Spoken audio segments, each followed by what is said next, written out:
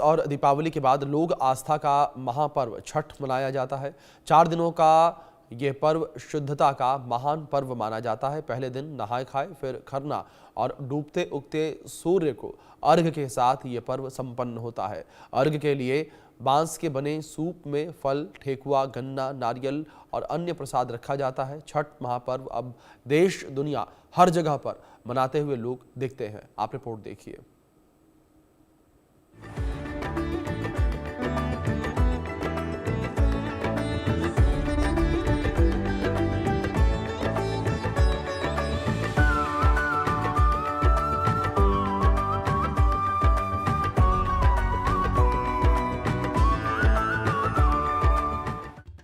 प्रकृति का महान पर्व, लोक आस्था का त्योहार, घाटों पर श्रद्धालुओं का सैलाब, शुद्धता का महापर्व छठ पूरे बिहार के साथ दुनिया भर में श्रद्धा और शुद्धता के साथ मनाया जा रहा है। यह 4 दिवसीय पर्व नहाय खाए, खरना, शाम का अर्घ्य और सुबह के अर्घ्य के रूप में संपन्न होता है।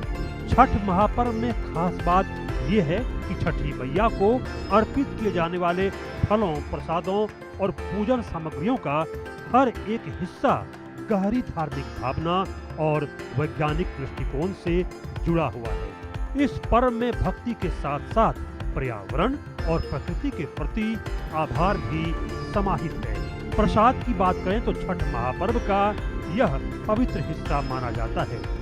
नहाय खाए के दिन से ही उपासक अपनी रसोई और घर को शुद्ध कर लेते हैं।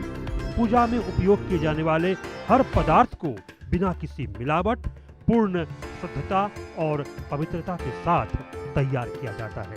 परंपरा के अनुसार छठी मैया को जो भी अर्पण किया जाता है वह नैवेद्य कहलाता है और उसे बनाने या छूने से पहले स्नान और शुद्धाचार का पालन जरूरी है। ठेकुआ आस्था का स्वाद और परंपरा की मिठास है। ठेकुआ वाले प्रसाद को पाने की चाहत सबको होती है। इसे गेहूं के आटे, गुड़ या शक्कर, नारियल और घी से तैयार किया जाता है।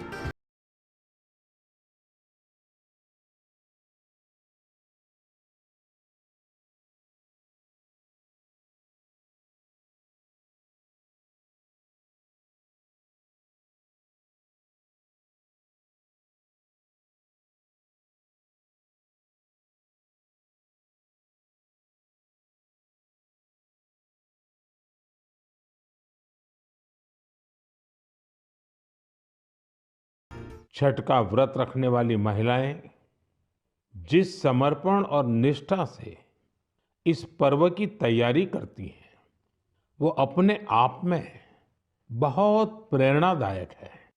साथियों, छठ का महापर्व संस्कृति, प्रकृति और समाज के बीच की गहरी एकता का प्रतिबिंब है। छठ महापर्व न केवल भोजपुरी और मैथिल समाज का बल्कि अखिल भारतीय समाज का उत्सव बन गया है। दुनिया में जहां जहां बिहार और यूपी के लोग हैं वो छठ मनाते हैं। अब तो कई जगहों पर दूसरे राज्यों के लोग भी छठ मनाते देखे जा रहे हैं। यह न केवल भोजपुरी समाज का बल्कि अखिल भारतीय समाज का यह उत्सव बन गया है। जहां कहीं देखो भोजपुरी समाज बिहार से, पूर्वी उत्तर प्रदेश से, देश और दुनिया में जहां कहीं भी गया अपने साथ पर्व की सुगंध को ले जाकर के एक भारत श्रेष्ठ भारत की इस परिकल्पना को आगे बढ़ाने के लिए कार्य कर रहा है। छठ में पहले डूबते सूर्य को अर्घ्य दिया जाता है, यानी डूबते सूर्य को भी सम्मान अर्पित करने का इसके अंदर संदेश छिपा है। जबकि प्रातः काल में सूर्य की उपासना और अर्घ्य देने का विधान है। इसका संदेश है अंधेरे के बाद नवजीवन, यानी जीवन में नई ऊंचाइयां, नए उजाले का आगमन। त्योहार है और बिहार में छठ, अब तो आप कहिए तो पूरे देश में छठ बहुत ही पॉपुलर है। जहां भी बिहार के लोग हैं वो अब पूरी आस्था से छठ का त्योहार करते हैं और सूर्य भगवान के उगते हुए और अस्त होते हुए सूर्य भगवान की पूजा करते हैं, आराधना करते हैं। छठ व्रत के संबंध में